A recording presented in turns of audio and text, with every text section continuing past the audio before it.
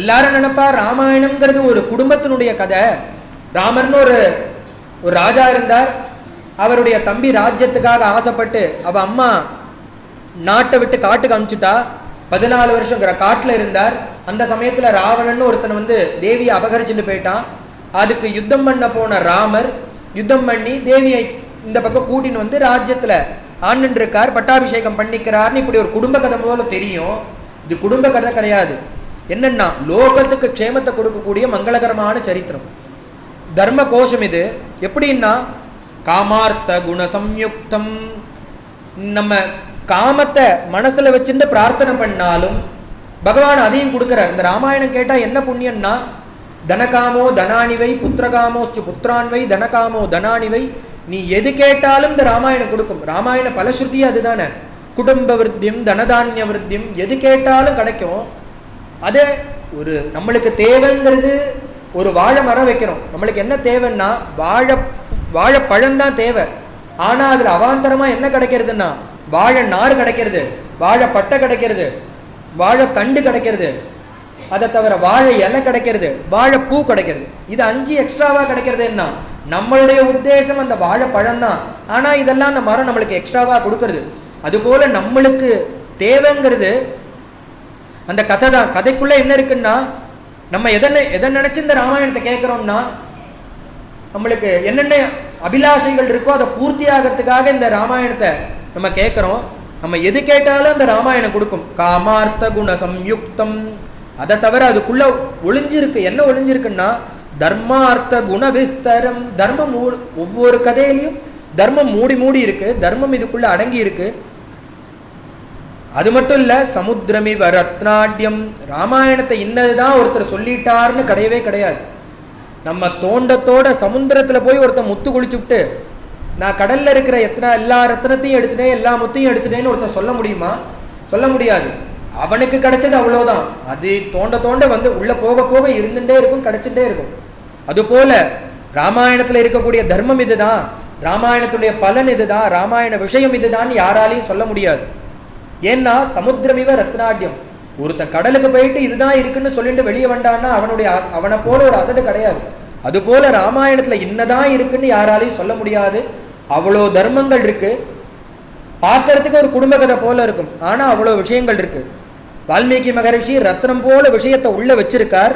எப்படி கடல் ரத்னத்தை உள்ள வச்சுட்டு இருக்கோ அது போல சமுத்திரமிவ ரத்னாட்யம் சர்வஸ்ருதி மனோகரம். லௌகீகமா இருந்தாலும் நம்ம உட்காந்து ஒரு 2 மணி நேரம் கதை கேட்டோம்னா உள்ளுக்குள்ள இருக்கிற தாபம் எங்க போச்சுன்னே தெரியல.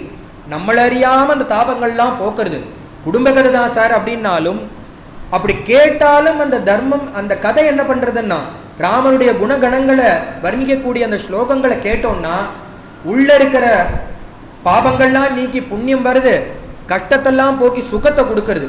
அப்பேற்பட்ட சர்வஸ்ருதி மனோகரம் கேட்கும் போதே இனிமையா இருக்கு. அப்பேற்பட்டதான இந்த ராமாயணம்.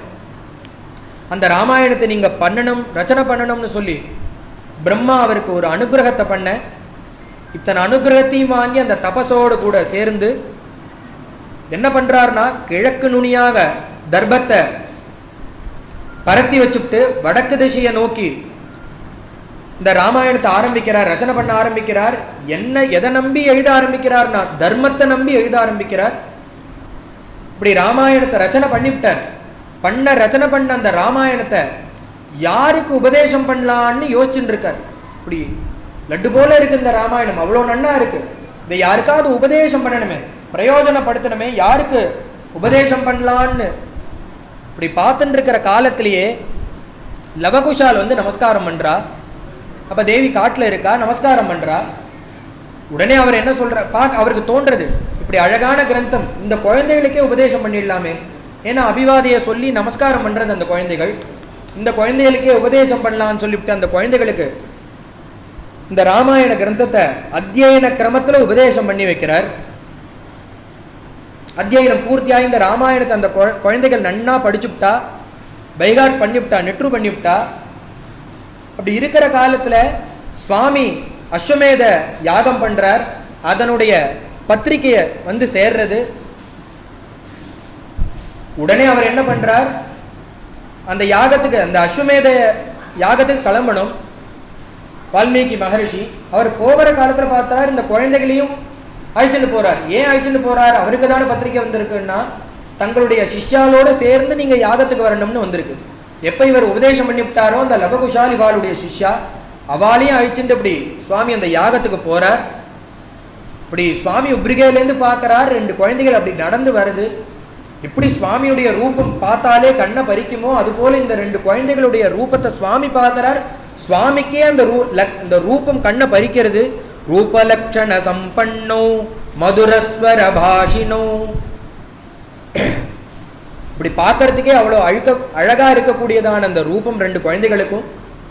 அப்படி பாடினான்னா எப்படி இருக்குன்னா, மதுரஸ்வர பாஷினோ, மதுரமா இருக்கான், வாக்க துறந்தா அப்படி கேட்கணும்னு போல இருக்கான், இனிமையான குரல்களுடைய அந்த 2 குழந்தைகள். அப்படி பாடுறாவா. இவர் ஆனா உபதேசம் பண்ணது ஸ்லோக ரூபத்துல உபதேசம் பண்றார். ஆனா அந்த குழந்தைகள் கானமாக பாடுறா. அப்படி அதை பாடக்கூடிய அந்த குழந்தைகளை பார்த்து வால்மீகி மகரிஷி தாபப்படுறார். என்ன தாபப்படுறாருன்னா, நம்ம ஸ்லோகமா உபதேசம் பண்றோம், இந்த குழந்தைகள் கானமா பாடுறது, நம்மளால இந்த ராமாயணத்தை கானமா பாட முடியலையேன்னு வருத்தப்பட்டு அடுத்த அவதாரம் என்ன பண்றார்? தியாகிவாளா அவதாரம் பண்ணி 24,000 கீர்த்தனைகள் பண்ணி தன்னுடைய ஆசையை போக்கின்றார். அந்த குழந்தைகள் அவ்வளோ அழகா பாடுறா. மதுரஸ்வர பாஷினோ பிம்பாதிவோத்திதோ பிம்போ. ட்வின்ஸும்பாலே 2 குழந்தைகள் ஒரே போல அர்ச்சில வார்த்தது போல இருக்கா. ரட்டநாயனம் போல இருக்கு 2 பேருடைய குரலும். ராமதேகா ததாபரோ. ராமரை பார்த்தா இந்த குழந்தைகளை பார்க்க வேண்டாம், இந்த குழந்தைகளை பார்த்தா ராமரை பார்க்க வேண்டாம், அது போல இருக்கு அந்த ரூபம். இப்படி பார்த்து சுவாமியே சொக்கி போறார் அந்த ரூபத்துல. உடனே பரதனை அழிச்சு ஒரு மேடையை போட சொல்லி பரதாழ்வான, இந்த குழந்தைகள் கானம் பண்ண போற அவளுக்கு ஒரு மேடை போடுன்னு சொல்ல, அந்த யாகசாலையிலேயே ஒரு மேடை போட்டு கொடுத்தா. பகவத்குணம் முன்காலத்துல எங்க இருந்திருக்குன்னா யாகசாலையில தான் பகவத்குணமே இருந்திருக்கு. பாகவத ஆரம்பமே சத்ரயாக மத்தியத்துல, வேதி மத்தியத்துல தான் இந்த பாகவத கதையே சூத பௌராணிகர் அந்த சௌனகாதி மகரிஷிகளுக்கு உபதேசம் பண்றார். எந்த காலம்னா அவ யாகம் கார்த்தாலேந்து மத்தியானத்துக்குள்ள காரியக்கிரமம் முடிஞ்சு சாயங்கால வேலையில சந்தியாவந்தனம் பண்ணிவிட்டு அக்னிஹோத்திரம் பண்ணிவிட்டு என்ன காரியம்னா பகவன் நாமா கேட்கறது தான் காரியம்.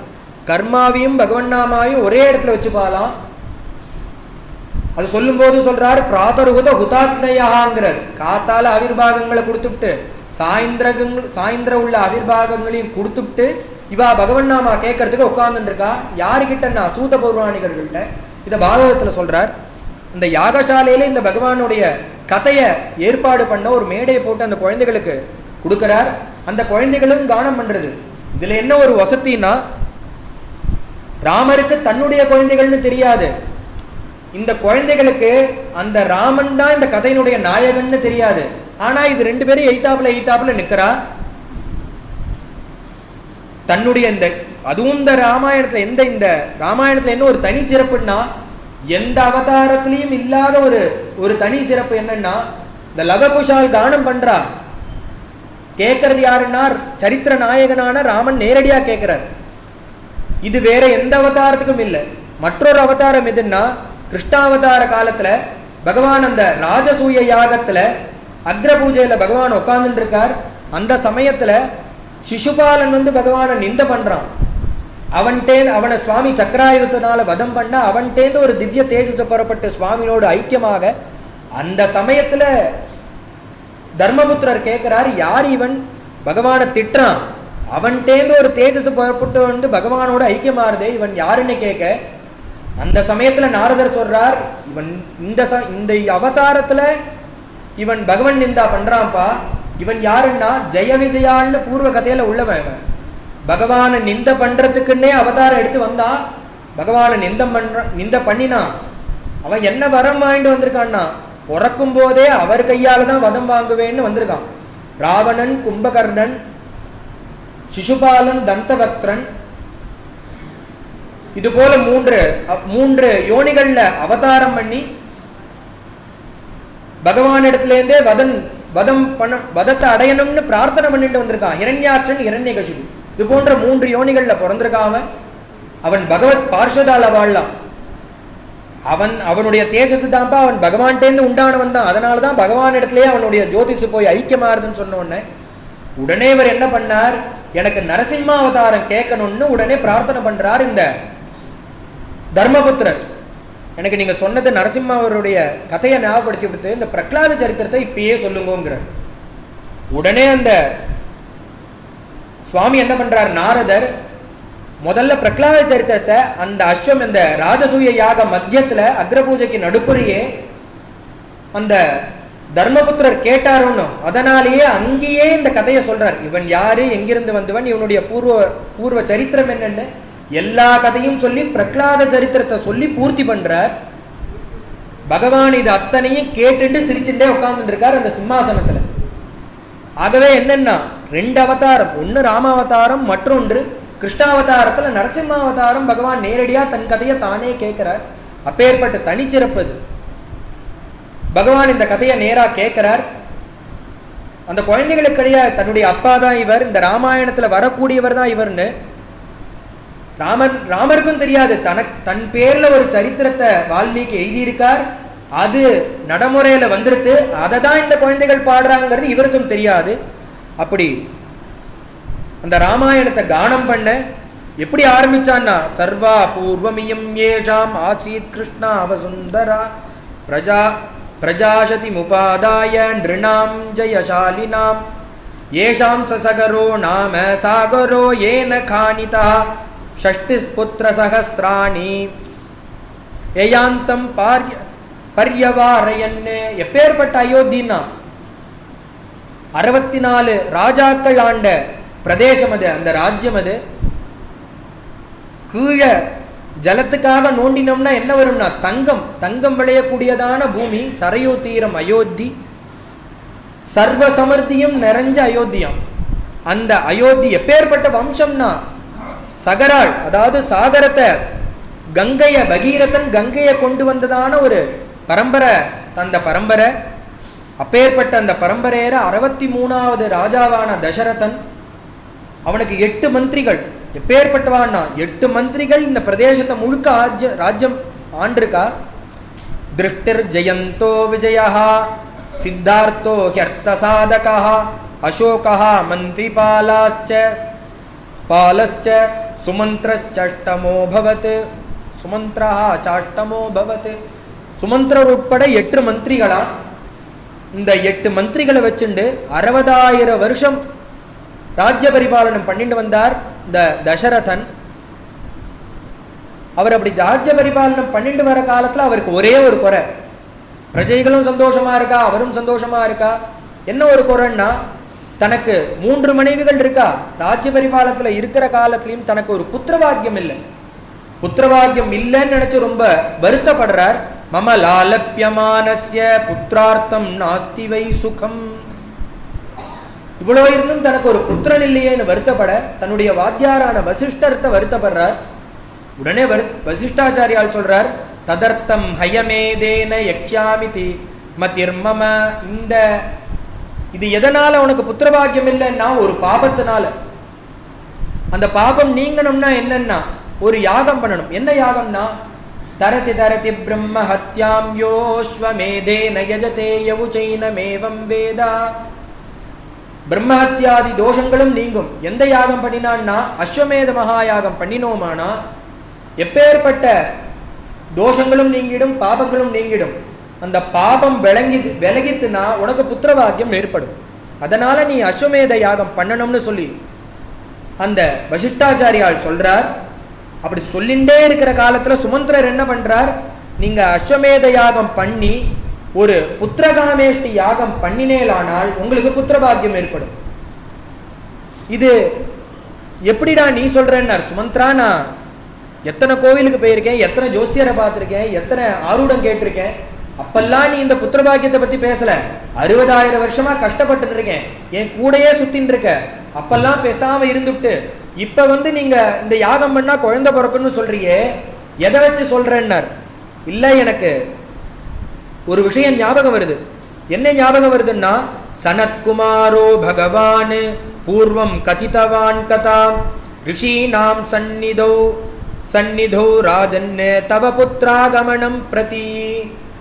நீங்க அஸ்வமேத யாகம் பண்ணி அதுல புத்திரகாமேஷ்டி யாகம் பண்ணணும். அதை யாரை முன்னிட்டு பண்ணணும்னா ரிஷ்யசிங்கரை முன்னிட்டு இந்த யாகம் பண்ணணும். அப்படி நீங்க பண்ணினேன்னா உங்களுக்கு புத்திரபாகியம் ஏற்படும். அதை ஏன்டா இப்ப சொல்றேன்னா எனக்கு இப்பதான் ஞாபகம் வந்தது. இது எப்ப நடந்த சமாச்சாரம்னா அவர் பல யுகமா இருக்கக்கூடிய மந்திரி. அதனால அவர் என்ன சொல்றார், பூர்வம் கதிதவான்.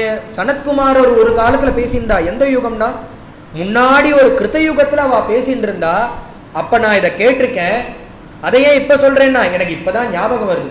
ஏன் அவருக்கு இப்ப ஞாபகம் வருதுன்னா புத்திஹி காலானுசாரிணி. நமக்கு அது நடக்கணும்னு இருந்தா என்னன்னா புத்தி அதுக்கு பிரவர்த்தி இருந்தாதான் அந்த எண்ணமே நமக்கு தோணும். அதனால புத்திஹி காலா, இப்பதான் எனக்கு அந்த புத்தி அதுல தோணித்தே, இப்பதான் ஞாபகம் வந்ததுன்னாலும் உடனே இப்பயாவது தோணித்தேன்னு நினைச்சு சந்தோஷப்பட்டு அந்த ரிஷிசங்கரை போய் அழைச்சு நீங்க யாகத்தை முன்னின்று நடத்தி கொடுக்கணும்னு சொல்லிவிட்டு அவரும் வர வந்து தபஸ்வியான அந்த ரிஷிசிங்கர் வர அஸ்வமேத யாகம் பண்றதுக்கு தொடங்குறா. எப்படி அந்த அஸ்வமேதம் பண்ணினார்னா அன்னகூட்டாச்ச பகவஹா திருஷ்யந்தே பர்வதோபமா. மலைமலையா இருக்கு. அன்னகூட்டோத்சவம் பண்ணா எப்படி இருக்குமோ அதுபோல தசரதன் யதேஷ்டமாக தானத்தை கொடுத்து இந்த யாகத்தை பண்றார். வர ஜனங்கள்லாம் அந்த அன்னதானத்துல எப்படி பண்றான்னா எப்படி திருப்தி அடைஞ்சால்னா அகோ திருப்தாஹா அகோ திருப்தாஹா. வயத்துல கையை வச்சுட்டு தலைக்கு மேல கையை கூப்பிட்டு அகோ திருப்தாஹா அகோ திருப்தி, எங்களுக்கு ரொம்ப திருப்தி ரொம்ப திருப்தின்னு கத்துறா. ஏன்னா அன்னதானத்தை காட்டிலும் சிறந்த தானம் வேற எதுவும் கிடையாது. அதை விட சிறந்த தானம் எதுவுமே கிடையாது. சுப்ரீம் கோர்ட் ஜட்ஜ்மெண்ட் போல 4 விஷயம். எதுன்னா நமாதுகு தெய்வத்தம் பரம். அம்மாவை காட்டிலும் சிறந்த தெய்வம் கிடையாது. எத்தனை கோவில் இருந்தா என்ன, அம்மா தான் முதல் தெய்வம். நத்வாதிஷ்யா பயோவிரதம். துவாதசியை காட்டிலும் ஏகாதசி அனுஷ்டானம் பண்ணி துவாதசி பாராயண பண்றோமே அதை காட்டிலும் ஒரு விரதம் கிடையாது. ஏகாதசி விரதத்தை காட்டிலும் சிரேஷ்டமான ஒரு விரதம் கிடையாது. நமாதுகு தெய்வத்தம்பரம் நான்னோதக சமம் தானம். அன்னதானத்தை காட்டிலும் ஒரு சிறந்த தானம் வேற எதுவுமே கிடையாது. இதெல்லாம் எதுன்னா நமாது நகாயத்ரியா பரோ மந்திரா. மந்திரங்கள்ல சிறந்த மந்திரம் எதுன்னா காயத்ரியை காட்டிலும் சிறந்த மந்திரம் வேற எதுவுமே கிடையாது. அதுபோல தானத்துல சிறந்தது இந்த அன்னதானம் தான். அந்த அன்னதானத்தை பண்ண ஏன்னா இதுல ஒண்ணுதான் ஜனங்கள் எப்படின்னா கொடுக்கறவாளுக்கு திருப்தி இருக்குமா. மித்த தானங்கள் எது கொடுத்தாலும் 2 மாடு கொடுத்தா 3வது கொடுத்தா தேவலன்னு நினைப்பா. தங்கம் 1 கட்டி கொடுத்தா 2வது கட்டி கொடுத்தா 10 கட்டி கொடுத்தா 11வது கட்டி எதிர்பார்ப்பா. வெள்ளி கொடுக்குறோம்னா 10 தட்டு கொடுத்தோம்னா 11வது தட்டு எதிர்பார்ப்பா. இது போல அதுல திருப்தி இருக்காது. திருப்தி உடைய ஒரே தானம் என்னன்னா அன்னதானம். போரும்னு சொல்ற அளவு இருக்கக்கூடியது அன்னதானம். அது போல வந்த ஜனங்கள் அத்தனை பேரும் அகோ திருப்தாகான்னு கையை கூப்பிட்டு வாழ்த்தி போக அப்படி நன்றாக யாகத்தை பூர்த்தி பண்றார். அதோட அங்கமாக புத்திரகாமேஷ்டி யாகத்தையும் பண்ண. அப்படி புத்திரகாமேஷ்டி யாகம் நடந்து நல்லபடியா நடந்து முடிஞ்சது. ததோவை யஜமானஸ்ய பாவகா ததுல பிரபம் பிராதுர்பூதம் மகத்பூதம் மகாவீரியம் மகாபலம். அப்படி யாகம் பூர்த்தியாச்சு. அந்த அக்னி வேதியிலிருந்து யார் வந்தான்னா கருத்த சரீரம் சிவந்த வஸ்திரத்தோடு தங்க பாத்திரத்தை எடுத்துட்டு வெள்ளி மூடி ஜாடி போட்ட ஒரு மூடிய பாத்திரத்தை எடுத்துட்டு அந்த ஒரு ரூபம் வருது. எதை எடுத்து எதனால அவர் வர்றாருன்னா அவர் முன்பே சொன்னாரோன்னு நீங்க இந்த யாகத்தை புத்திரகாமேஷ்டி யாகம் பண்ணினேலானா உங்களுக்கு புத்திரபாகியம் ஏற்படும்னா கிருஷ்ணம் ரக்தாம்பரதரம். அந்த இதுல இருந்து ஒரு ரூபம் வந்து பாயசத்தை எடுத்துக்கொண்டு வந்து கொடுக்கறது. எப்படி இருக்கு அந்த ரூபம்னா கருத்த சரீரத்தோட இப்படி கொண்டு வந்து கொடுக்கிறார். அதுல என்னன்னா தங்க பாத்திரம் வெள்ளி மூடி. தங்க பாத்திரத்துக்கு தங்க மூடியே போடக்கூடாதுன்னா இந்த லோகம் எப்படின்னா சுகமும் துக்கமும் கலந்ததோனோ பகவானா இருந்தாலும் அது கலந்துதான் இருக்குங்கிறதுக்காக தங்க பாத்திரம் வெள்ளி மூடி அப்படி கொண்டு வந்து அந்த பாயசத்தை அந்த தேவன் கொடுக்க அத பிரசாதமாக வாங்கிக்கிறார் தசரதன். வாங்கிட்டு என்ன பண்ணாரு, இயம் து நிருபசார்தூல பாயசம் தேவ நிர்மிதம். இது உங்காத்து அடுப்புல வச்சு பண்ண பாயசம். பாயசம் இல்லை. இது என்னன்னா தேவர்களுடைய பிரசாதம். தேவ நிர்மிதம் பிரஜாகரம் கிருஹாணாத்வம் தன்யம் ஆரோக்கியவர்தனம். எதற்காக நீ உத்தேசம் பண்ணி இந்த புத்திரகாமேஷ்டி யாகம் பண்ணியிருக்கியோ, இந்த பாயசத்தை கொடுத்தேன்னா அவள்லாம் கர்ப்பவதியாக ஆவா, நீ புத்திரனை அடைவாயின்னு சொல்லி அந்த தேவன் சொல்லிட்டு மறைஞ்சுடுறாரு. இந்த பாயசத்தை கொடுத்துட்டு